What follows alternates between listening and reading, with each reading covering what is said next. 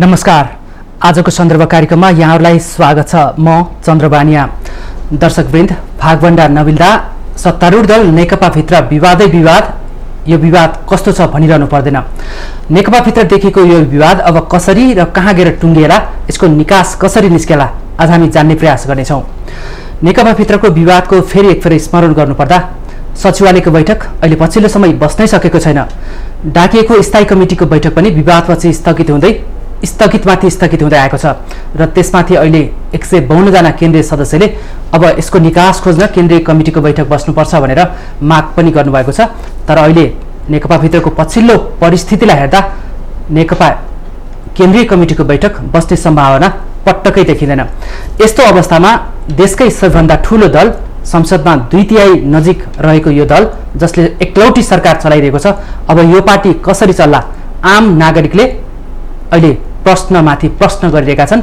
नेताहरूलाई, सत्तारूढ दल नेकपाका नेताहरूलाई यसको सहज उत्तर दिन त्यति सजिलो छैन। किनपनि भने 5 वर्षको म्यान्डेट पाएको यो सरकारमा अहिले नेतृत्व फेरबदलको पनि कुरा आइरहेको छ र महाधिवेशन अगावै अध्यक्ष फेरबदल गरेर अब अगाडि बढ्ने कि या अर्को अध्यक्षलाई पूर्ण कार्यकारी जिम्मेवारी दिएर यो पार्टीलाई अगाडि बढाउने भनेर पनि पार्टीभित्र शीर्ष नेतृत्वमा अहिले तछाड मछाड छ। विवाद चर्को रूपमा उठिरहेको छ। कतै यो पार्टी विभाजन उन्मुक्त छैन भनेर पनि अनेक अड्कलबाजी भइरहेको छ। यिनै सेरोफेरोमा आज हामी सत्तारूढ दल नेकपाकै 2 केन्द्रीय सदस्यसँग आज हामी निकास खोज्ने प्रयास गर्नेछौँ। यसको सहज अवतरण अब कसरी होला, आज हामी जान्ने प्रयास गर्नेछौँ। यो विषयमा कुराकानी गर्नको लागि आज हामीसँग नेकपा बागमती प्रदेशका अध्यक्ष नारायण दाहाल र नेकपाका केन्द्रीय सदस्य रामकुमार गेवाली हुनुहुन्छ। नारायण दाहाल पनि नेकपाको केन्द्रीय सदस्य हुनुहुन्छ र उहाँहरू दुवैजना पूर्व सांसद पनि हुनुहुन्छ। एकजना पूर्व एमाले तर्फको हुनुहुन्छ भने एकजना पूर्व माओवादी तर्फको हुनुहुन्छ। यहाँ दुवैजनालाई स्वागत छ। धन्यवाद। एउटै दलको 2 जना नेता हुनुहुन्छ। हामी विवाद खोजिरहेका छैनौँ, हामी समाधानको निकास खोज्नलाई यो छलफल अगाडि बढाउन खोजिरहेका छौँ। म बागमती प्रदेशका अध्यक्ष नारायण दाहालसँग सोध्न चाहन्छु, नेकपाभित्र अहिले जुन ढङ्गले विवाद बढिरहेछ त्यसको समाधान खोज्न भनेर तपाईँ लगायतले 152 जनाले केन्द्रीय कमिटिको बैठक माग गर्नुभयो। अब यो बैठक बस्ने छाँट केही देखिन्छ या मैले अगाडि भूमिकामा भने जस्तै यसको सम्भावना छैन? अब यस्तो हो, कम्युनिस्ट पार्टीभित्र एउटा चाहिँ सिस्टममा हिँडेको पार्टीभित्र अथवा प्रजातान्त्रिक अथवा गणतान्त्रिक पार्टीभित्र असम्भव भन्ने कुरा त केही हुने कुरा भएन। सम्भव हुन्छ गरेन, त्यो बैठक बसाल्नकै निम्ति, समस्या समाधान गर्नकै निम्ति, पार्टीलाई गति दिनकै निम्ति, पार्टीका काम कारबाहीलाई अगाडि बढाउनको निम्ति, समस्या भयो समस्या समाधानकै निम्ति भने कमिटी बनाइएका हुन् होइन। सबभन्दा पहिला 2टा अध्यक्षले भनिएको छ, एउटा पावरमा हुनुहुन्छ, उहाँ 2 जनाले छलफल गरेर निकास निकाल्दै आएको पनि हो। त्यहाँबाट नभए सचिवालय छ, सचिवालयबाट नभए स्थायी कमिटी छ, स्थायी कमिटी नभए केन्द्रीय समिति छ। यहाँ पनि समस्या समाधान छलफल गर्दै जाँदा, बहस गर्दै जाँदा कतिपय विषयहरू चाहिँ अहिलेको केन्द्रीय समितिले सबै वैचारिक प्रश्नहरू, राजनीतिक कार्यदिशाका प्रश्नहरू अहिले टुङ्ग्याउँदैन। महाधिवेशन नहुँदासम्मको निम्ति भनेर एकता अधिवेशन गर्दा टुङ्ग्याइएको छ राजनीतिक प्रतिवेदन मार्फत, अथवा दोस्रो बैठकसम्म आउँदा नि त्यसमा कुनै झगडा छैन, केही छैन होइन। त्यसकारण चाहिँ अब अहिले जुन समस्या देखा परेको छ त्यो समस्याको हल भनेको कोसिस 2टा अध्यक्षले गर्नुभयो, त्यो सम्भव भएन। मैले एउटा चाहिँ मिडियामा पनि भनेको थिएँ, अब यो 2 जना बसेर दैनिक चाहिँ के गर्छन् के भन्छन् भनेर बालुवाटारतिर हेर्ने स्थिति होइन। अब यो अन्त गरिनुपर्छ र चाहिँ एउटा विधिमा जानुपर्छ भनेको हो। विधि भनेको सचिवालय, त्यसपछि नभए स्थायी कमिटी हो, स्थायी कमिटी नभए अहिलेको सर्वोच्च निकाय भनेको केन्द्रीय समिति हो। त्यसमा केन्द्रीय समितिमा गएर यो समस्याको निकास निकाल्नु पर्छ भनेर अहिले 52 होइन 53 जना, त्यो चाहिँ सङ्ख्या चाहिँ उ भएको छ, 153 जना सदस्यले केन्द्रीय समितिको माग गर्नुभएको छ। त्यो संवैधानिक अधिकारभित्र पर्छ, त्यो चाहिँ केन्द्रीय सदस्यहरूको अधिकारभित्र पर्छ। त्यो अधिकारलाई नेतृत्वले चाहिँ कार्यान्वयनमा लैजानुपर्छ र बैठक बोलाउनुपर्छ भन्ने हो। अब बोलाउन बैठकै राख्दिन, जे गर्नुपर्ने गर, माथिल्लो तला बसेर तलको बैठकमा नआइदिने, म निर्णय मान्दिनँ भन्ने भयो भने त त्यसको फेरि निकास अर्कोतिर जान्छ। यत्तिकै यो पार्टी हावामा हल्लेर त हिँड्दैन। केही न केही निकासतिर जानै पर्छ। त्यो निकास कसरी जान्छ त्यो त भोलिका दिनमा फेरि यसको डेभलपमेन्ट कसरी हुन्छ भन्ने कुरा हो। तर मुख्य कुरा के हो भने यो पार्टी फुट्नुहुन्न, पार्टी विभाजित हुनुहुन्न, समस्याको हल चाहिँ छलफल र बाटै हुनुपर्छ र त्यो एउटा विधि र प्रक्रियामा जानुपर्छ भन्ने हाम्रो माग हो, मान्यता। अब अहिलेसम्मको केही छाँटकाँट देखिन्छ केन्द्रीय कमिटी बैठक बोलाउने? आजको मितिसम्म त देखिँदैन र हिजो अब मिडियामा त धेरै आउँछन्। प्रधानमन्त्री अब अध्यक्ष प्रधानमन्त्रीको जो भनाइ आइरहेको छ बाहिर त्यो हेर्ने हो भने त्यो सम्भावना त कमै देख्न थालियो अब। तर त्यो हुन्छ थाहा छैन। यहाँसँग म फेरि आउँछु गेवालीज्यू, पछिल्लो अपडेट के छ? केन्द्रीय कमिटीको बैठक बस्ने नजिकै छ, तपाईँ पूर्व एमालेतर्फ पनि हुन्छ, सत्तारूढ दलले। धन्यवाद। केन्द्रीय कमिटीको बैठक बोलाउनका लागि केन्द्रीय सदस्यहरूले आह्वान किन गर्नुभयो, मूल कुरा यो हो। यसको औचित्य पुष्टाइदिनुहोस् त। त्यही गर्न खोजेको उहाँले पनि भने त्यही कुरा उहाँ कमलले भन्नुभयो कि दुईटा अध्यक्षले निकास निकाल्नु भएन, सचिवालयले निकाल्नु भएन, स्थायी कमिटीको बैठक बसिरहेको छ, कति बेला चाहिँ के अरे त्यो स्थगित हुन्छ, कति बेला सुचारू हुन्छ, एकछिन बस्छ, अनि त्यहाँ सम्बन्धित व्यक्ति उपस्थित नहुने आदि इत्यादि कारणको रडाको देखेपछि केन्द्रीय कमिटीका सदस्यहरूले त्यो हाम्रो एउटा अधिकार पनि हो। अहिले सर्वोच्च महाधिवेशन नहुन्जेलसम्मको लागि सर्वोच्च निकाय भनेको केन्द्रीय कमिटी नै हो। त्यसको निकास कम्तीमा यस्तो यो एक खालको लफडा जस्तो के भएको बेलामा केन्द्रीय कमिटीको बैठक डाक्नुपर्छ भनेर अहिले हामीले दियौँ। योभन्दा पहिले पनि एकपल्ट चाहिँ हामीले केन्द्रीय कमिटीको बैठक डाकौँ भनेर दिएका हौँ र बैठक बसेको पनि हो। अब यो निकास निकाल्नका लागि हो, फेरि कसैलाई लडाउनका लागि, कहीँ बहुमत जुटाउनका लागि भन्दा पनि निकास कसरी निक्लन्छ त? स्थायी कमिटीको बैठक बस्दैन, स्थगित भइरहन्छ, बैठक पनि बालुवाटारमा भइरहेको छ। यस्तो अवस्थामा यो अलिकति खालको के भने असरल्ल भन्छ नि, लथालिङ्ग जस्तो अवस्था भएपछि कोही नेताहरू कहाँ गएर चाहिँ मतलब एउटा चाहिँ त्यो के अरे कोठे बैठक गरेका छ, कोही कहाँ भेला भएको छ, कोही के गरेको छ, योभन्दा राम्रो केन्द्रीय कमिटीको बैठक डाकेर त्यसबाट निकास निकालौँ भन्ने एकदम राम्रो उद्देश्यका साथ हामीले त्यो निवेदन गरेको। तर निवेदन गर्दा त्यो देखिए पनि तर भित्री आशय त दबाब दिने र यो अङ्कगणितीय खेलमा चाहिँ प्रधानमन्त्री ओलीलाई चाहिँ अझ थप बहिर्गमनको लागि दबाब दिने भन्ने देखिन्छ भनेर पनि टिप्पणी गरिन्छ नि। त्यो सरासर 100% भन्दा झुटो कुरा हो। त्यस्तो कुरा यदि तपाईँहरू जस्तो पत्रकारले भन्नुभएको छ भने कृपया नभनिदिनु होला, र यदि हाम्रो राजनीतिक पार्टीको नेतृत्वले त्यस्तो भन्नुभएको हो भने त्यो उहाँहरूको त्यो बचकाना हो। तर कमिटीको सदस्यहरूले नि यो भनिरहनु होइन, उहाँहरूले भन्नुभयो होला भन्छु मैले, उहाँको सुना छैन होला, होइन हो नै, उहाँले भन्नुभएको हो भने यो पनि बेठिक कुरा हो। बहुमतले यसो गरौँ र अहिलेका चाहिँ के मतलब अध्यक्ष सामान्य प्रधानमन्त्रीजीलाई यसो गरौँ भन्ने त्यो हुँदै होइन। हो के भने पछाडि पार्टी नीति विधि र विधानले चल्नुपर्छ भन्ने कुरा हो। त्यो कुरा स्थापित गर्नका लागि हामीले त्यो काम गरेकै हौँ। केन्द्रीय कमिटीको बैठकले के भन्दाखेरि बाँकी एकीकरणका बाँकी काम 15 दिनमा सक्ने भनेर निर्णय गर्यो र सचिवालयले परिपत्र गरेको छ। आज त्यो बाँकी काम सक्नका लागि भिडभाड आदि इत्यादि त हुँदैन नि, लकडाउनमा गर्न सकिन्थ्यो नि त, किन गरिएन? त्यो पनि त हाम्रो प्रश्न होला नि त। तर लकडाउनले भन्दा बढी बस्न नपर्ने भनेको छ। तपाईँ 444 जना कसरी बस्नुहुन्छ केन्द्रीय कमिटी बैठक? अहिले ठिक ठाउँ मैले बोलुला भनेको थिएँ, तपाईँले पत्रकारले भन्नुभयो अहिले कोठे बैठक होइन, गुटको भेला। तपाईँलाई चाहिँ के अरे सूचना आयो कि आएन? काभ्रेमा झन्डै 500 जनाको भेला भयो, गर्नुहुन्छ कि हुँदैन? त्यो गुटको भेला गर्दा को उपस्थित हुनुहुन्थ्यो, कसले त्यसलाई चाहिँ सञ्चालन गर्नुभएको थियो, त्यतातिर म गइनँ। तर आधिकारिक जो चाहिँ के 400 भन्दा बढी करिब 450 जनाको करिब भनौँ सङ्ख्या जो छ त्यसलाई व्यवस्थापन गर्नुपर्छ। उता त्यत्रो भेला गर्न चाहिँ एकदम सजिलोसँग भयो। कहिले भयो धुलीखेलमा यत्रो ठुलो भेला? भयो, हालै भयो, साउन महिनामै।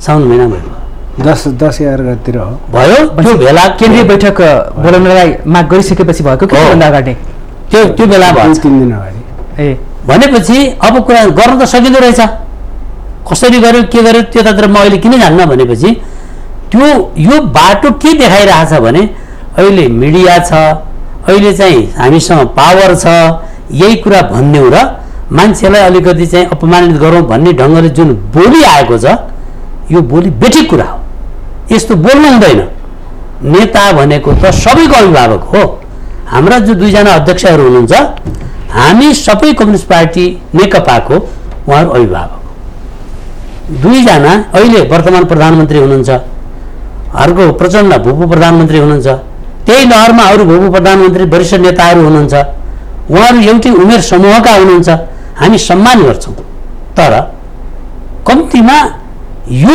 आन्दोलनमा हामी सबै सँगै छौँ नि आफ्नो उमेर अनुसार जस्तै अघि हाम्रो कमलले नारायण कमलले भन्नुभयो मेरो पनि आफ्नो चाहिँ उमेर अनुसारको चाहिँ त्यसमा होला उमेर अगाडि भएकाले धेरै लगानी गरे होला उमेर कम भएकाले कम लगानी गरे स्वाभाविक हुन्छ त्यसो भएको हुनाले यस्ता शब्दहरू कृपया म यो तपाईँको लोकप्रिय सञ्चार माध्यम मार्फत के भन्न चाहन्छु भने त्यो माथिल्लो तहमा रहेका नेताहरूले यस्तो शब्द कृपया प्रयोग नगरिदिनु हुन म सार्वजनिक अनुरोध गर्दछु हजुर कमरेडली भन्छ नि कमरेड भनेको के हो त्यसमा त हामीले उहिले पढ्दै गरेको त्यो कमरेडली भावना कमरेडी जुन स्वभाव जुन व्यवहार त्यो त सकियो त त्यसो भन्ने हो भने हजुर यहाँले आह्वान गरिहाल्नुभयो म दाजुलाई सोध्छु यहाँ अब अध्यक्ष प्रचण्ड निकट भनेर पनि चिनिनुहुन्छ अब बैठक बस्ने नबस्ने यहाँले अघि भनिहाल्नु अहिलेसम्मको छाँट देखिया छैन भनेर होइन तर धेरैले प्रश्न गर्छन् नि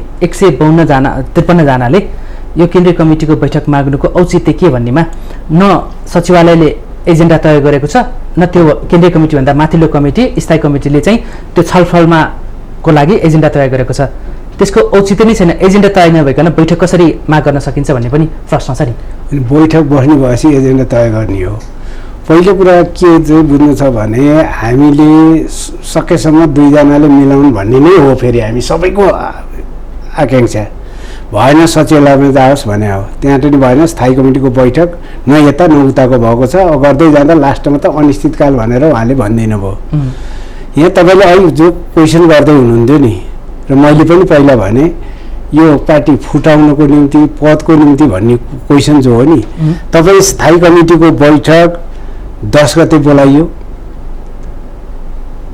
सामान्य उ भयो 4 दिन 11 र 12 गते यति राम्रो छलफल भएको थियो त्यो कुनै भएको थिएन त्यो नक्साको बारेमा गम्भीरताका साथ छलफल भयो सरकारलाई धन्यवाद दिएछ सबै राम्रो भएको छ उहाँहरू 2टा अध्यक्षले राम्रै ढङ्गले राख्नु भएको छ जब 12 गतेको बैठकपछि 13 र 14 15 गते 3 दिनलाई स्थगित गरियो नि बैठक स्थगित गरेको भोलिपल्ट मदन भण्डारी फाउन्डेसनको कार्यक्रममा यो अहिले जो राजनामको कुरा जो आइरहेको छ भन्ने कुरा छ नि त्यो त्यसै कसैको लडमा होइन क्या आउने पहिल्यै एजेन्डा तय गर्दा 6वटा एजेन्डा तय गर्दाखेरि कहीँ राजनामको कुरा छैन सरकारको समीक्षा मात्र भन्ने त्यो समीक्षा त सबैले गर्छ म बैठक बस्दाखेरि अहिलेसम्म कामको चाहिँ समीक्षा भनेर प्रदेशको समीक्षा भनेर म आफै राख्छु नि त्यो त नियमै हो एउटा त समीक्षा आलोचना आत्मालोचना भनेको त कम्युनिस्ट आन्दोलन कम्युनिस्ट पार्टीको बैठक बस्दा अटोमेटिक आउने हुन् एजेन्डा हुन् जब चाहिँ फाउन्डेसनको दिन उहाँले जो बोल्नुभयो मैले नक्सा के अरे प्रकाशन गरेपछि भारत र भारतीय दलाल हाम्रै पार्टीभित्रका भारतीय दलालहरूले यसको विरोध गरेका छन् र मलाई हटाउन खोजेका छन् भनेर उहाँले घोषणा गरेका क्या उहाँलाई हटाउने कुरा चोर चाहिँ को खुट्टा काट भन्दा पहिले खुट्टा तानेर चाहिँ बसे जस्तो उहाँको गतिविधि हो त्यो भएपछि अब पार्टीभित्रको भारतीय दलाल नेताहरू को हो त त्यो पुष्टि गर्न सक्नु पर्यो नि भन्न पाइन्छ पाइँदैन एउटा अध्यक्षले एउटा प्रधानमन्त्रीले पार्टीका वरिष्ठ नेताहरूलाई पार्टीका चाहिँ जिम्मेवार मान्छेहरूलाई सार्वजनिक कार्यक्रम पाइन्छ बैठकभित्र बस्नु पाइन्छ तपाईँहरूले भारतको इसारा मलाई हटाउँदै हुनुहुन्छ भनेर भन्न पाइन्छ आन्तरिक बैठकभित्र पुष्टि गर्न सक्नुपर्छ तर सार्वजनिक बैठक बसिरहेको छ भोलिपल्ट अर्को बैठक बस्दैछ स्थायी कमिटीको बैठक अनि त्यही बेला चाहिँ उहाँले जुन भन्नुभयो भनेपछि तपाईँले यसको प्रमाणीकरण गर्नुहोस् होइन भने तपाईँले पद छोड्नुपर्छ भनेर आएको विषय त्यहाँबाट हो। हामी त पुष्टि मतलब चाहिँ त्यसको प्रमाणित ढङ्गले चाहिँ कुरा गर्नु पर्यो नि। अहिले पदको निम्ति चाहिँ पदकै निम्ति हुन्थ्यो भने मङ्सिरमा त्यत्रो सहमति भएको छ। पहिला चाहिँ एकता गर्ने बेला 75 साल जेठमा एकता गर्ने बेला त आलो पालो भनेको छ नि, दुईवटा अध्यक्षले आलो पालो गर्ने भनेकै थियो, तर हुँदैन भने अध्यक्षकै प्रचण्डकै प्रस्तावमा चाहिँ मङ्सिरमा गएर 5 वर्ष तपाईँ भनेको छ। कार्यकारी अध्यक्ष यता भनेको छ, कुन दिन दिनुभयो कार्यकारी अध्यक्ष? सबै हस्तक्षेप गर्नुभएको छ, त्यो पनि ठिकै थियो, केही भएको थिएन। त्यो दिनसम्म त्यो चाहिँ स्थायी कमिटीको बैठक सुरु हुँदासम्म 2 दिन 3 दिनसम्म कुनै ढङ्गको राजनीतिक कुरा हामीलाई पनि थिएन, कसैलाई पनि थिएन। तर उहाँले जब भारतीय नेताहरूलाई नै भारतीय दलाल नक्सा उहाँले हो। त्यो दिन जुन बेला चाहिँ राष्ट्रपतिले चाहिँ नीति तथा कार्यक्रम ल्याउँदा दिन लेखिया थिएन, पार्टीको सचिवालयको बैठक बसेर पार्टीले आदेश दिएर त्यही दिन चाहिँ बेलुका बिहान चाहिँ गएर भनेर बेलुका सचार ल्याएर सुनाउनु भएको छ राष्ट्रपतिजीले। ओली नेतृत्वको सरकारले नै जारी गरेको थियो नि। त्यो नेतृत्वको सरकार कसको सरकार हो? त्यो नेकपाको। तर नेकपा सरकार त योभन्दा अगाडि पनि धेरै पटक हो त नि, नेकपाको सरकार हो। नेकपाको सरकारले निर्देशन गर्यो, त्यो निर्देशनमा नीति कार्यक्रममा आयो, त्यसपछि सरकारले चाहिँ त्यसलाई सरकारको पार्टीको प्रतिनिधित्व गर्ने सरकार भएको हुनाले पार्टीको आदेशअनुसार त्यो आएको न हो र त्यो पनि सरकारले गर्यो मानेकै छ। तर बाहिर त हेर्दा यी त अरू भारतीय दलालै हुन्, यिनले गर्दै गर्दैन्थे, म बाहेक चाहिँ अरू कसैले गरिदिन्थे भन्ने ढङ्गको भाव जो भएको छ त्यो पनि अहिले धेरै विवादको विषय होइन यो भनाइ। तर कुरा के हो भने उहाँले जुन ढङ्गले चाहिँ नेताहरूलाई चाहिँ आरोप लाउनु भयो होइन, एकातिर यो आरोप लगाइराख्नु भएको छ, अर्कोतिर त्यो रिस के को रिस हो त भन्दा एमसिसी पास गर्न नपाएर चाहिँ त्यो रिस झोक पोखिराख्नु भएको छ।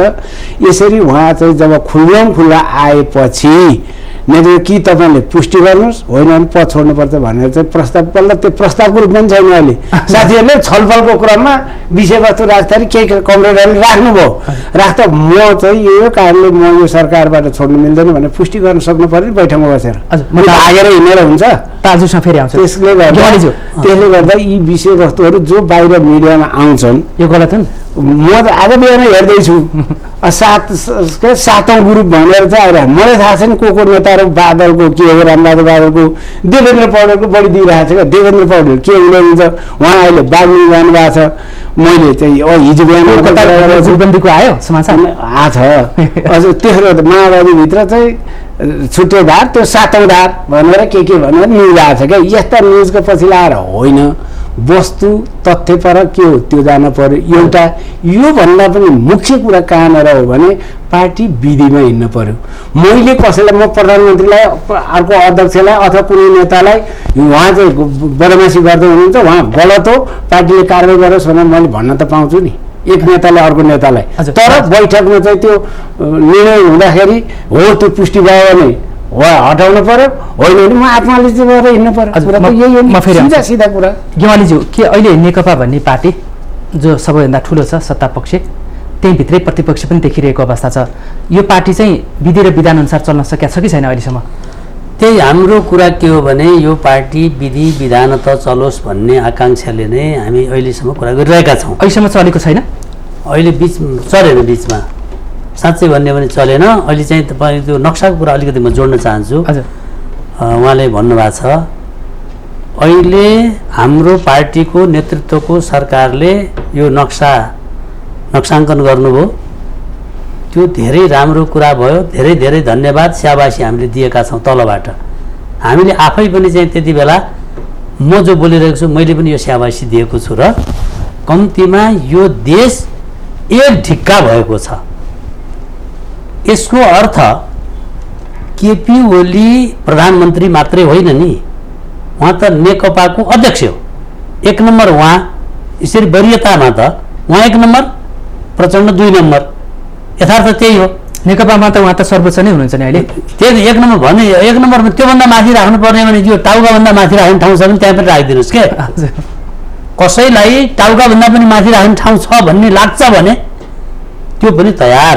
तर अब तपाईँले नक्साको कुरा उठाइसकेको हुनाले म तपाईँलाई फर्काउन चाहन्छु।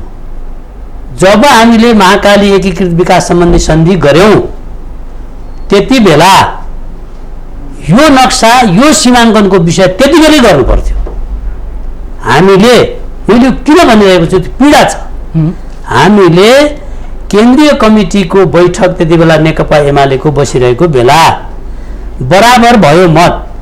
अर्को दिन बैठक बसिसकेपछि एकजना वैकल्पिक केन्द्रीय सदस्यलाई त्यहाँ राखेर एक मतले महाकाली एकीकृत विकास सम्बन्धी सन्धिलाई हामीले संसदबाट पास गर्नुपर्छ भन्ने निर्णय भइसकेपछि त्यो पार्टीको निर्णयलाई मानेर छाप हान्ने मान्छे म पनि हो। मैले यो किन फर्काएँ भने हामीले त्यति बेला के भनेका थियौँ भने यो महाकाली एकीकृत विकास सम्बन्धी सन्धि गर्दा यसको सीमाङ्कनलाई ध्यान दिउँ। यो जो अहिले कुटी गुन्जी नाभी मै पार्लियामेन्टमा बोलेको छु, रेकर्ड अहिले पनि होला, त्यो गाउँहरू हाम्रा हुन्, यसको पहिला सीमाङ्कन गर्नुपर्छ भनेर हामीले बोल्यौँ। तर त्यति बेला अब उहाँहरू पार्लियामेन्टमा हुनुहुन्न, अहिले नेकपा माओवादी केन्द्र एकीकरण भइसकेपछि अहिले हामी सँगै छौँ। त्यति बेला हामीले भन्यौँ, नेकपा एमालेका सांसदहरूले भन्यौँ, त्यही कारणले कतिपय साङ्कर साथीहरूले विपक्षमा भोट हाल्नुभयो। त्यसको पार्टीले गरेको निर्णयको विपक्षमा भोट हाल्नुभयो। उहाँहरू कारबाहीमा पनि पर्नुभयो। किन? पार्टीको निर्णय महाकाली एकीकृत विकास सम्बन्धी सन्धिको पक्षमा भोट हाल्नुपर्छ भन्ने थियो। मैले यो कुरा किन जोडेँ भने यिनै नेताहरू हो नि त। अहिले उहाँ नभएका नेताहरू को कमरेड मनमोहन अधिकारी अहिले हुनुहुन्न, लगायत केही 2-4 जना नेताहरू बाहेक अरू त हुनुहुन्छ। त्यति मात्र होइन, म यहाँ चाहिँ उठाउन चाहन्छु यो चाहिँ उसबाट अहिले एमसिसीका बारेमा 55 अर्बको कुरा गरिएको छ। त्यति बेला महाकाली एकीकृत विकास सम्बन्धी सन्धि चाहिँ पास गर्नका लागि 1 खर्ब कति पैसा आउँछ भन्ने अब म त्यता धेरै हिसाब किताबमा जान्दिनँ। पश्चिमबाट घाम झुल्किन्छ पनि भनेको थियो हो, यस्तो भन्ने कुरा आएको थियो। कोही त्यसैमा पश्चिमबाट घाम झुल्किन्छ भनेर रमाइलो पनि मान्नुभयो होला। तर अहिले आएर यत्रो वर्षपछि हामीले यो पास गर्यो, यो पार्टीकै कारणले भएको हो।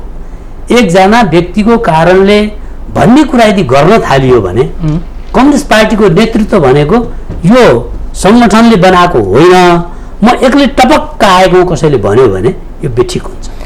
मैले यहाँ जोडेँ, हामीले यो नक्साका सन्दर्भमा धेरै धेरै धन्यवाद आदि इत्यादि गरेका छौँ, चाहिँ सामाजिक सञ्जालमा लेखेका छौँ। एक ढिक्का भएको छ, राष्ट्र एक ढिक्का भयो नि त। तर अहिले भन्दा के भनिएको छ भने नक्सा प्रकाशित गरिसकेपछि यस्ता कुराहरू आए भन्ने जो कुरा भयो नि, यो कुरा के भन्छ अङ्ग्रेजीमा ट्विस्ट गरेको भन्छ, डाइभर्ट गरेको भन्छ नि त। एकातिर बगिरहेको नदीलाई अर्कोतिर फर्काउने काम। अब नक्सामा विवाद नगरौँ, नक्सा त आम नेपालीको ढुकढुकी नै हो त्यो होइन, त्यो ल्याउनै पर्थ्यो, ल्याए। यसमा नेकपा सिङ्गोलाई पार्टीलाई धन्यवाद दिइरहेकै छन् आम जनताले। अब यसमा विवाद नगरौँ होइन। अबको मूल चुरो अहिलेको विवादको चाहिँ यसको निकास के भन्नेमा हामी जानुपर्छ होइन। अब स्थायी कमिटी पनि बस्न सक्दैन, सचिवालय बैठक बस्न सक्दैन, शीर्ष नेतृत्व बालुवाटारमा भनौँ अथवा चाहिँ पार्टी कार्यालयमा भनौँ, शीर्ष नेतृत्व एक ठाउँमा बस्न सक्ने स्थिति देखिएको छैन। तर खुमलटार, भैँसेपाटी, कोटेश्वर, बालुवाटारमा चाहिँ छुट्टा छुट्टै भेलाहरू भइरहेको अवस्था छ होइन। अब हुँदा हुँदा वामदेव गौतम कुमार प्रधानमन्त्री नै गएर डिनर गरेको पनि छ र त्यसको लगतै फेरि केही समयपछि फेरि अर्का अध्यक्ष प्रचण्ड पनि वामदेव निवास गएर केही छलफल भएको अवस्था देखिन्छ होइन। अध्यक्षको निवास वा पार्टी कार्यालयमा बैठक बस्न नसक्ने, तर नेताको घर घरमा चाहिँ यो बैठक बस्ने परम्पराको अन्त्य गर्दै अब सबै नेतृत्व एकै ठाउँमा बसेर यसको निकास खोज्नलाई चाहिँ तपाईँको सुझाव के हो? होइन, हामीले त्यही भन्यो, तपाईँले छुट्टा छुट्टै बैठक बस्ने, कोठे बैठकहरू गर्ने, यसरी चाहिँ तपाईँहरूको समस्याको समाधान भएन। अब केही नेताहरू लाग्नु भएको छ, नलागेको होइन। उहाँले भन्नुभयो जस्तो यो पार्टी फुटोस्, फोड्नुपर्छ, अलग हुनुपर्छ भन्ने मनसाय कतै पनि छैन। किनभने त्यो पार्टी मनसाय छैन भन्छ, तर तयारी चाहिँ एकदम त्यो तयारी कसैले गरेको छ भने त्यो जो गरेको छ तपाईँहरू पत्रकारले पनि पत्ता लगाउनु पर्यो, वास्तवमा कसले गरेको छ, कहाँ गरिरहेको छ भन्ने। तपाईँलाई एउटा कुरा गर्छु कि उहाँले भन्नुभयो मदन भण्डारी फाउन्डेसनको त्यो कार्यक्रममा सम्मान्य प्रधानमन्त्रीजी बोल्नुभयो भन्नुभयो नि, मैले यो जोड्न जरुरी भयो। किन भयो भने उहाँ पार्टी अध्यक्ष हो, उहाँ पार्टी प्रधानमन्त्री हो। यदि यो देशको कुनै पनि नागरिकले विदेशीसँग साँठगाँठ गरेर यो देशलाई कमजोर बनाउँछ भने त्यसलाई सरकारले समातेर पक्रेर कारबाही गर्ने अधिकार छ, नम्बर 1। नम्बर 2, पार्टीकै नेता कार्यकर्ता त्यसमा संलग्न छन् भने पार्टीको बैठकभित्र तपाईँ फलाना फलाना फलाना मान्छेहरू भारतीय दूतावास अथवा कुन कुन ठाउँमा होटलमा भारतीयहरूसँग बसेर यसो गर्नुभएको रहेछ भनेर प्रामाणिक रूपमा त्यहाँ यदि चाहिँ उहाँले नाङ्गेझार पार्नुभयो भने हामी त्यस्तो व्यक्तिलाई तत्कालको लागि चाहिँ निष्कासन गर्नुपर्छ भनेर हामी आह्वान गर्छौँ। तर त्यो नभन्ने थाहा त रहेछ नि त प्रधानमन्त्री यस्तो रहेछ भन्ने को त त्यो, अनि त्यो गुमराहमा त राख्नु भएन नि। हजुर अलिकति त्यो छिल्लिङाउन दिनुपर्छ। किन भनेपछि यहाँ चाहिँ के भने मदन भण्डारी फाउन्डेसनको त्यो विशुद्ध मदन जयन्तीको दिनमा ल मदन भण्डारी फाउन्डेसनले आयोजना गरे कोही बात छैन, हामीले पनि कतिपय ठाउँमा जम्मा भएर मदनप्रति श्रद्धाञ्जली अर्पण गऱ्यौँ उनको जयन्तीका दिनमा। र त्यहाँ गरिएको कार्यक्रममा जुन कुरा प्रधानमन्त्रीजीले बोल्नुभयो, अब यहाँहरूलाई पनि प्रधानमन्त्रीजीले गजब कुरा बोल्नुभयो भन्ने लाग्यो भने मलाई भन्नु केही छैन, तर सार्वजनिक रूपमा प्रधानमन्त्रीजीले होइन हामीले पनि भन्नु हुँदैन त्यस्तो कुरा पार्टीको बैठकमा यसो यसो यसो भएको रहेछ त्यस्तालाई तान्नुपर्छ घिर्सार्नुपर्छ भनेर भन्नुपर्ने ठाउँमा उहाँले जो भन्नुभयो त्यसपछि उहाँहरू चाहिँ कतिपय कमरेडहरू अलिकति चाहिँ उत्तेजित हुनुभयो, मात्र यति हो। हजुर, म यसमै आउँछु फेरि। यहाँले दुवैजनाको एउटै राय जस्तो देखिन्छ होइन, प्रधानमन्त्रीको त्यति बेलाको मदन फाउन्डेसनको कार्यक्रममा भनेको भनाइ त्यो आपत्तिजनक छ, यदि हो भने राज्य चलाएको मान्छेले कारवाही गर्न सक्छन् भनेर यहाँहरू दुईको एउटै आयो होइन। तर त्यही सन्दर्भमा चाहिँ तपाईँहरूको अहिले जसले माग गरिनु भएको छ अहिले तपाईँहरूले यो अहिलेको फेरबदल किन भन्दाखेरि यो सिद्धान्तको लडाइँ हो, यो वैचारिक लडाइँ हो, यो विधि र विधानको लडाइँ हो भनेर भएको छ। तर ओली पक्षधरहरूले चाहिँ यो नितान्त पद र शक्तिको लागि लडाइँ भएको हो। अब अलिकति धैर्य गरेर बस्न नसकेका साथीहरू छिटै मन्त्रालय सम्हाल्न र प्रधानमन्त्रीको कुर्सी ताक्नलाई यो औडा भइरहेछ भनेर भनिरहेको अवस्था छ होइन। यदि यस्तो होइन भने तपाईँहरू चाहिँ जुन दिन त्यो बैठक स्थगित भयो त्यो दिन चाहिँ स्थायी कमिटीको बैठकका सदस्यहरू प्रचण्ड निवास या आसपासमा बसेर चाहिँ आजको स्थायी कमिटीको बैठकमा कुनै पनि एउटा निर्णय गर्ने, उहाँले मान्नुभयो भने मान्नु भएन भने हामी अङ्कगणितीय रूपमा बहुमतले निर्णय गरेर उहाँलाई चाहिँ पार्टीबाट सरकारबाट फिर्ता बोलाउने भनेर निर्णय गर्ने भनेर तयारीका साथ गइसकेपछि उहाँले थाहा पाएर चाहिँ त्यो बैठक स्थगित भएको होइन। र अहिले तपाईँहरू चाहिँ मदन फाउन्डेसन भनेको अव्यक्तिका कारण भड्कियो बैठक भन्नुहुन्छ, तर प्रधानमन्त्रीको स्रोतले त यसरी आएको थियो त्यसकारण बैठक स्थगित भयो भनेर प्रधानमन्त्री निकटहरूले भनिरहनु भएको छ नि। होइन, त्यो एउटा कुरा मलाई अलिकति टाइम दिनु होला है। पहिलो कुरा जुन दिन बैठक स्थगित भयो अथवा जुन दिनलाई मान्नुहोस् तपाईँले भने अनुसार अथवा बाहिर आए अनुसार बाहिर बसेर चाहिँ हटाउने तयारी अङ्कगणितमा आउने भन्ने कुरा भयो नि, त्यो किन भयो? ल मान्नुहोस् त्यो भयो अरे, त्यो किन भयो भन्दा त उहाँले त्यो मदन भण्डारी फाउन्डेसनमा बोलेको अभिव्यक्तिको कारणले के आत्मालोचना गरेर आउनु पर्यो, होइन भने त्यो निकास त निकाल्नु पर्यो भन्ने होला। पहिलो कुरा त मदन भण्डारी फाउन्डेसनको कुरा जो बोल्नु भएको छ त्यो कुनै नियोजित एकै दिन उत्तेजना आएर उहाँ बोल्नु भएको होइन। म अलिकति थोरै टाइम लिन्छु। यो कहाँबाट सुरु भयो? मुख्य चाहिँ यो विवादको मुख्य चुरो हेर्दा बाहिर त ओपन भएको चाहिँ त्यो अध्यादेशबाट हो। त्यो अध्यादेशभन्दा अगाडि तपाईँ अब हामी केन्द्रीय समितिमा छौँ, तपाईँको दोस्रो बैठक माघ 16देखि 19 गतेसम्म बसेको पार्टीको केन्द्रीय समितिको दोस्रो बैठक सायद 75 साल जेठ 3 गते आम पार्टी कार्यकर्ता, आम पार्टी नेतृत्व दुवै पार्टी त्यो बेलासम्म भनौँ न, अघिल्लो दिनसम्म त दुवै पार्टी थियौँ हामी, नेकपा एमाले र नेकपा माओवादी। जति खुसी भएको थियो त्योभन्दा कम खुसी चाहिँ 19 गतेको दिन निस्किया होइन, हामी त्यति खुसी भएर निस्किया हो। हेर्नुहोस् है त्यो बैठक, त्यो कारण चाहिँ त्यो बैठक विधिमा गयो, प्रक्रियामा गयो, छलफल सबै कमरेडरले आवश्यकतामा छलफलमा भाग लिन पाए। त्यसले राजनीतिक प्रतिवेदन, आगामी कार्यक्रम, कार्ययोजना, महाधिवेशन आउने चैतमा चाहिँ सम्पन्न गर्ने, अर्को साल यही चैतमा सम्पन्न गर्ने होइन भनेर राजनीतिक प्रतिवेदन, सङ्गठनात्मक प्रतिवेदन बकाइदा पास भएर एकतालाई सुदृढ गरेर सरकारका कामको समीक्षा गर्दै सरकार यो दिशातिर जाने भनेर एउटा खाका सहितै जुन ढङ्गले चाहिँ बैठक सम्पन्न भएको थियो त्यो बैठकको सिन चाहिँ मान्छेलाई केही मान्छेलाई अनौठो लाग्यो, अर्कै भयो, खोजेको भएन, चाहेको भएन। जसरी भद्रगोल होस् एउटा व्यक्तिको इसारामा बैठक चलोस् भन्ने भन्दा पनि त्यहाँ त सामूहिकतामा चल्यो त्यो बैठक। सबै कमरेडहरू 445 जनाले भाग लिएका छन् छलफलमा। त्यो मजाले भएपछि त्यसबाट औडा भयो। त्यसपछिका गतिविधिहरू यी अनसिन भन्छ नि, बाहिर नआएका केही घटनाक्रमहरू छन्। जस्तै त्योबाट केही साथीहरू जस्तो सूर्य थापा जस्ता मान्छेहरूले त बाहिर अभिव्यक्त गरे त्यो बैठकको भोलिपल्ट देख्नु त सूर्य थापा प्रधानमन्त्रीको प्रेस सल्लाहकार। तर त्यो बैठकपछि चाहिँ हामीलाई पहिला के भनिन्थ्यो भने अब यो चाहिँ एमालेले माओवादीलाई मिल्ने कि माओवादीले एमालेलाई मिल्ने भन्ने चर्चा चल्थ्यो नि त्यो बेला। हामीले के भन्थ्यौँ भने सचेत मान्छेले यो दुईटैलाई नेकपा एमालेलाई पनि नेकपा माओवादीलाई केन्द्रलाई पनि नेकपा नेपाल कम्युनिस्ट पार्टी नेकपाले मिल्ने हो, अब मुख्य त्यही हो भन्ने थियो। तर केहीको चाहिँ त्यस्तो रहेनछ। त्यो बैठकपछि तपाईँको के स्वयं प्रधानमन्त्रीजीले नै अहिले त माधव कमरेड झलनाथ कमरेडले भन्नुहुन्छ नि त्यो बैठक सकेर केही दिनभित्रै अब यसरी हुँदैन, हामी उदेलमा पर्ने जबज लगायतका सबै चिज लिएर के अरे एमाले चाहिँ एक ठाउँमा हुनु पर्यो, नत्र पनि बर्बाद हुने भयो भन्नुभयो। अनि माधव कमरेड झलनाथ कमरेडहरू त्यो बेलासम्म त बाङ्गो कमरेड पनि इभन मान्नुभयो यो गलत हो, अब यहाँ एमाले माओवादी केन्द्र भन्ने हुँदैन, नेकपा नै सुदृढ गरेर जानुपर्छ, यो बैठकको निर्णयलाई कार्यान्वयन गरेर जानुपर्छ भनेर उहाँहरू मान्नु भएन। नमानेपछि चाहिँ तपाईँको चोलेन्द्रलाई राति 12 बजी बोलाएको पनि तपाईँहरू न्युजमै तपाईँहरूले भन्नुभयो नि किन खैरियत नदेखेर, आफ्नो खैरियत नदेखेर। अनि चाहिँ सदन विघटन गर्ने कुरा आयो, त्यो असम्भव भयो। सेना बोलाएर इमर्जेन्सी लाउने कुरा भयो, राष्ट्रपतिसँग सल्लाह गरेर त्यो असफल भयो।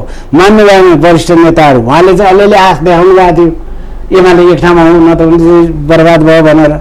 यो गलत हुन्छ भन्ने होइन, भित्री कुरा गर्दैछु मैले। त्यसपछि त्यो नभएपछि उहाँले के गर्नुभयो, यो सबै असफल भएपछि अध्यादेश त बाहिरै ल्याउनु भयो। त्यो अध्यादेश एउटा त त्यो समाजवादी पार्टीलाई फुटाउन भने पनि त्यो भयङ्कर गलत हो। त्यसको निम्ति जुन हतियार प्रयोग गर्नुभयो, पूर्व आइजिपी सहित लिएर गएर जुन ल्याउने सांसद ल्याउने फकाउने गर्ने त्यो त भयङ्कर गलतै भयो। तर मुख्य कुरा त्यो थिएन, अध्यादेश यहीँभित्र पार्टी वा पार्टी र सदनमा 40% हुनुपर्ने भन्ने ठाउँमा पार्टी वा रको ठाउँमा वा राखेर सदन भनेर उहाँले त्यो ल्याउनु भयो। त्यो चौतर्फी विरोध भयो।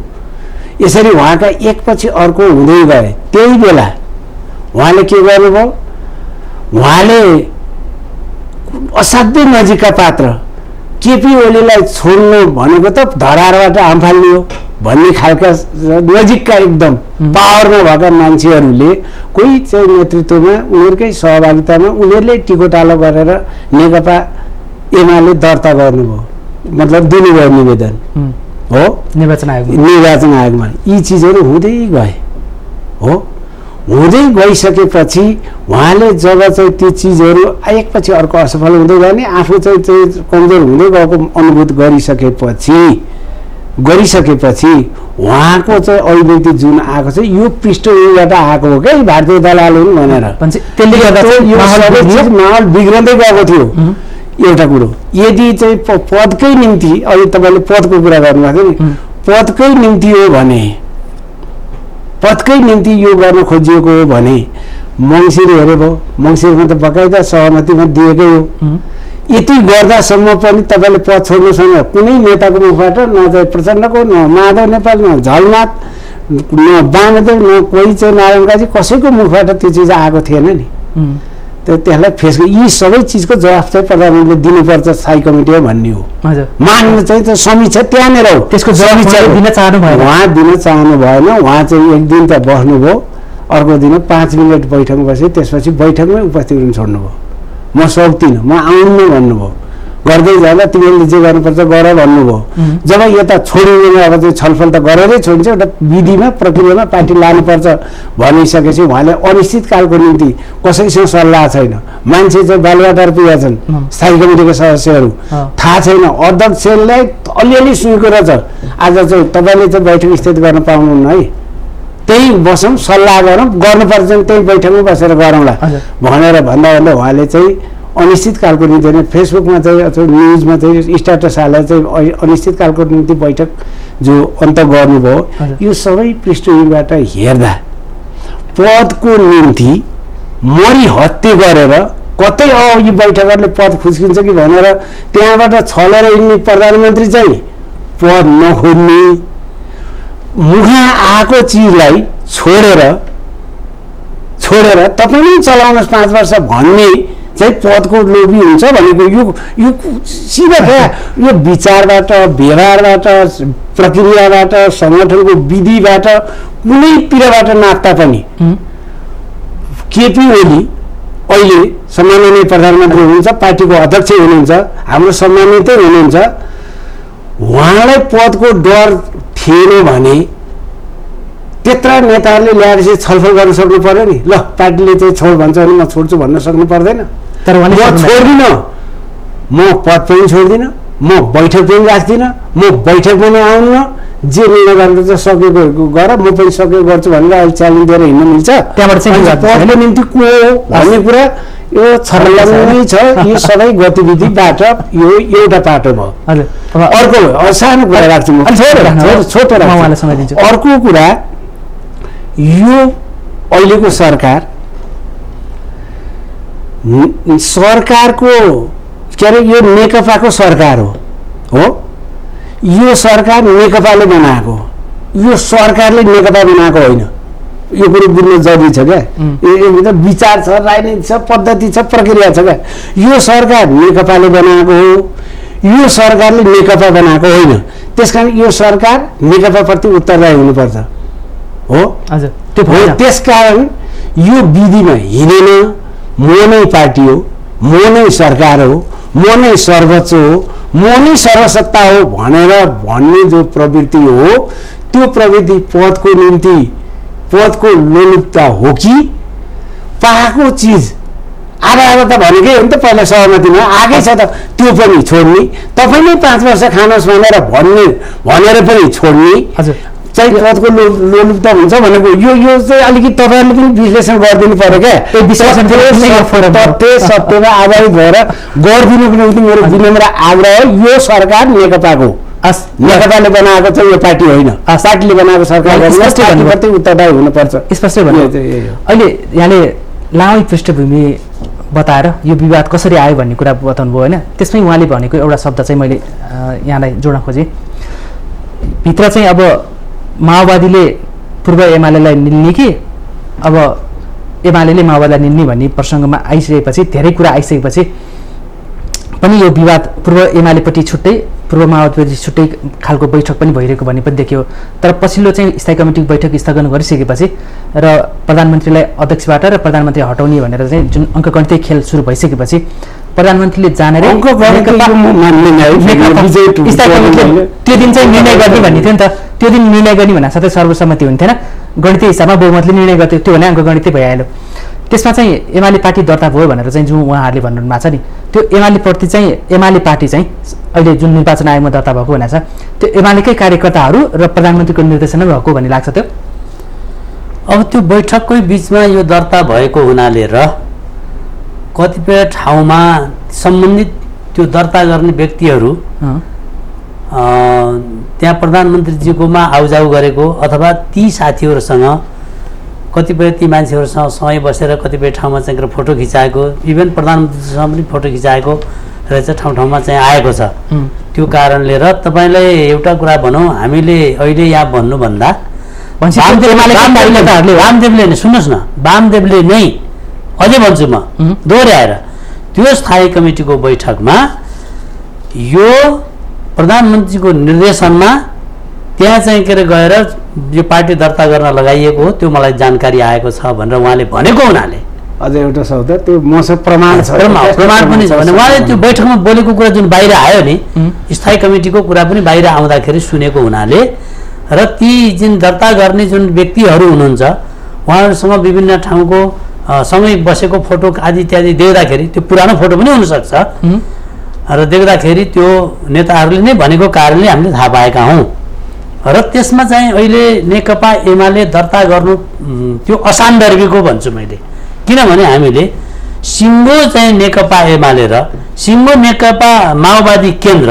एक ठाउँ मिसाएका हौँ बरु के हुन सक्थ्यो भने पछाडि यसलाई कसरी सबभन्दा छिटो मिलाउँ भन्ने दिशातिर अघि सुरुमा मैले भनेको थिएँ एकीकरणको प्रक्रियालाई यो ढिलढाल गर्नुको अर्थ के रहेछ किनभने केन्द्रीय कमिटीको बैठकले उहाँले भन्नु सौहार्दपूर्णमा त्यस्तो अवस्थामा केन्द्रीय कमिटीको बैठक सकिसकेपछि सचिवालयले महासचिवले परिपत्र गर्नुभएको छ 15 दिनभित्रमा एकीकरणको सम्पूर्ण काम टुङ्ग्याउने त्यो भनेको केन्द्रीय निकायको एकीकरण भएको छैन एकजना व्यक्ति मात्रै तोकिएको छ विभागको टुङ्गो चाहिँ सबै लगाएको छैन विभागमा पनि मान्छेहरू चाहिँ राख्नुपर्छ नि त स्वाभाविक रूपमा पार्टीमा लागिसकेपछि म कुन सङ्गठनको कुन तहमा छु भन्छ मान्छेले आशा गर्छ स्वाभाविक रूपमा मान्छे सांसद भइसकेपछि संविधानले सांसद नभएको मान्छे मन्त्री हुन पाउँदैन 6 महिनासम्म मात्रै हो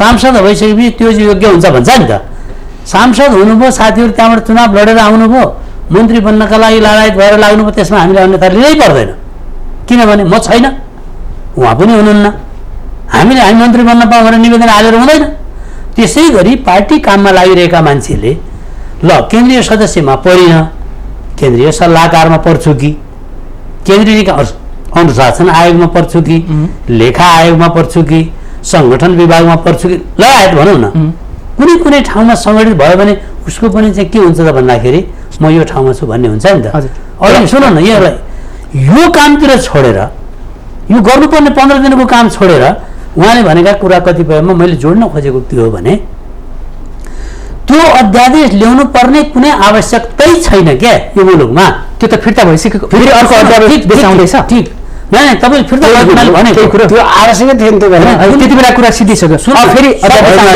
जोड्न खोज्नुपर्छ किनभने किन ल्याइएको थियो भन्ने कुरा अहिले बुझिँदैछ भनेको यो पृष्ठमा मलाई के भने नेकपाको नै यत्रो चाहिँ के अरे 2/3 बहुमत नजिकको सरकार भएको हुनाले 9-10 वटा सिटका लागि त्यो अध्यादेश ल्याउनु जरुरी छैन किन हर्जा के भएको छ र त्यसले 2/3 त उपेन्द्रजीहरू हुँदाखेरि भइसकेको थियो त हजुर त्यसलाई चाहिँ हामीले जोड्न सकेनौँ त्यो अध्यादेश पछि ल्याउँदाखेरि त्यो देखिसकेपछि के हुन्छ नि मान्छे के देख्दाखेरि के डराउने भन्ने हुन्छ नि त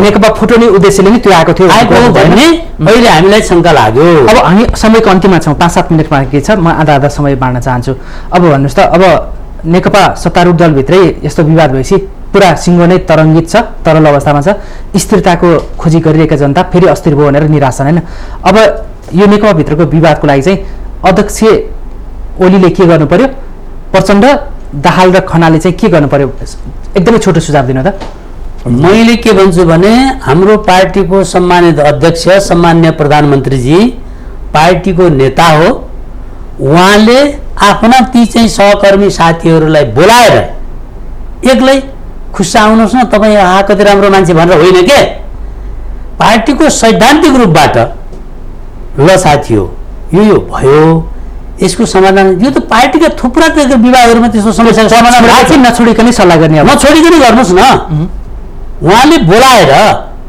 साथी अब के गरौँ त यसको निकास के हुन्छ त यो चाहिँ के अरे मतलब अनिश्चितकालीन स्तरले गर्नु त हुँदैन भनेर यो ठुलो मन उहाँले अब के छ त उहाँ अध्यक्ष हुँदै हुनुहुन्छ यो देशको सर्वोच्च प्रधानमन्त्री भइसक्नुभयो अघि तपाईँले भनिसक्नुभयो सर्वोच्च हामी सर्वोच्च मानेकै छ मैले भनिसकेँ नि त टाउकामाथि टोपी राखिन्छ त्यो मान्न माथि राख्ने ठाउँ हो भने पनि त्यो पनि गरिदिउँ तर उहाँले आफै नै आफ्नो सहकर्मी एउटा उमेर समूहका उहाँहरू प्रधानमन्त्री शङ्कर पार्टी अध्यक्ष महासचिव भएका मान्छेहरू हुनुहुन्छ नि त लहरै उहाँहरूलाई बोलाएर आफै बोलाएर त्यो पहल गरे के हुन्छ महान हुन्छ नि त त्यो भयो नि समाधान भने त्यो महानता हुन्छ समाधान निस्किन्छ उहाँहरू छलफल गर्नुहुन्छ हस् म यहाँलाई जोड्न चाहन्छु के गर्यो भने अब यसको निकास निस्किन्छ उहाँले भनेको भन्दा अरू केही थप्नुहुन्छ? निकास भनेको चाहिँ कम्युनिस्ट पार्टीको भनेको विधि हो, प्रक्रिया हो, सिस्टममा हो। बैठक बस्नुपर्छ, बैठकमा चाहिँ उठेका विषयवस्तुहरूमा व्यापक रूपमा छलफल गरिनुपर्छ। बैठकबाट भागेर हुँदैन, अनुशासन तोडेर हुँदैन। अब यो त मैले एउटा त्यो सिलसिला जोडेँ, मलाई 1 मिनट दिनु होला। अर्को के हो भने एउटा पार्टीको अध्यक्ष यत्रो सरकारको नेतृत्व गरेको, उहाँलाई समर्थन गर्ने उहाँका नजिकका भनेका मान्छेहरू पार्टीको विधान, पार्टीको चाहिँ राजनीतिक कार्यदिशा, पार्टीको प्रतिवेदन, पार्टीको निर्णयभन्दा बाहिर गएर बोल्न मिल्छ? अनि तिनलाई चाहिँ के गर्ने? तिनलाई फुलको माला लगाइदिने हो कि बैठकमा राखेर आत्मालोचना गराएर गल्ती हो होइन भन्ने कुरो टुङ्गाएर अगाडि बढ्ने हो? हामीले चाहिँ के अरे उहाँले चाहिँ 49 सालदेखि त जनताको बहुदलीय जनवाद चाहिँ कार्यदिशाको रूपमा लिएर आउनुभयो। त्यो नेपाली कम्युनिस्ट आन्दोलनको एउटा ठुलो पुँजी हो। हामी जनयुद्धमा गयौँ, हामीले जनयुद्धमा चाहिँ 21औं शताब्दीको जनवाद, त्यसमार्फत प्रचण्डपथ, माओवाद भन्दै हामी अगाडि बढ्यौँ। त्यो नेपाली क्रान्तिको एउटा पुँजीको रूपमा म भनिहाल्छु। यी विषयहरू नेपाली क्रान्तिका पुँजी हुन्, आन्दोलनका पुँजी हुन्। यिनलाई विकास गरेर समाजवादमा जाने हो। अब अहिलेको कार्यदिशा जनताको जनवाद बनिएको छ र त्यसमार्फत समाज गर्न जाने भनिएको छ र महाधिवेशनमा गएर आवश्यकतामा छलफल गर्न पाइन्छ पनि भनिएको छ। क्लोज गरेका विषयहरू प्रतिविज्ञाली गएर अराजकहरू, अनुशासनहीनहरूको भिडमा गएर काभ्रेको, अनुशासनविहीनहरूको भिडमा गएर जनताको जो पार्टीको लाइनभन्दा बाहिर गएर बोल्ने, प्रधानमन्त्रीजीले जनताको बहुदलीय जनवादको कुरा गरेर हिँड्ने, अरू त्योसँग सम्बन्धित अरू वरिपरिका मान्छेहरू त्यो भन्ने भनेको मन त मलाई पनि छ। 21औं शताब्दीको जनवाद 10औं वर्ष रगत बगाएर ल्याएको चिज हो। तर हामीले के भने विधान पद्धति प्रक्रियाबाट जानुपर्छ भन्यो। अहिले मुख्य यसको निकास एउटै मात्रै वाक्यमा भन्दा तपाईँलाई, जो अनुशासनविहीन भएर हिँड्नुभएको छ अनुशासनमा आउनु पर्यो। पार्टीले निर्णय गरेको राजनीतिक कार्यदिशामा लाग्नु पर्यो। गलत चिजका पछि लाग्न भएन, सिस्टममा आउनु पर्यो, विधिमा आउनु पर्यो, बैठकमा बस्नु पर्यो, बैठकमा चाहिँ छलफल गर्नु पर्यो, बैठकबाट गरिएको निर्णयलाई कार्यान्वयन गरेर जान पर्यो। हल यति हो। अब बालुवाटार गएर त्यहाँ गएर जी हजुर गरेर हुनेवाला पनि छैन, खुमलटार गएर हुनेवाला पनि छैन।